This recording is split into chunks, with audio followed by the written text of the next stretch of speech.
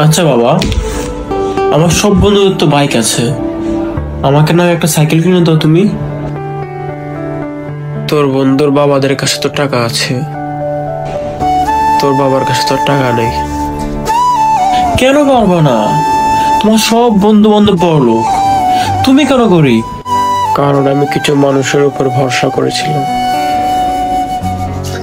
এবং তারা আমাকে ধোঁকা দেয়। তো তুমি কেন প্রতিশোধ নিচ্ছ না? কেন? শত্রু হলো তো আমি আগে প্রতিশোধ নিয়ে নিতাম, কিন্তু তারা তো আমার আপনজন। বিশ্বাস ভালোবাসা মানুষকে শেষ করে দেয়,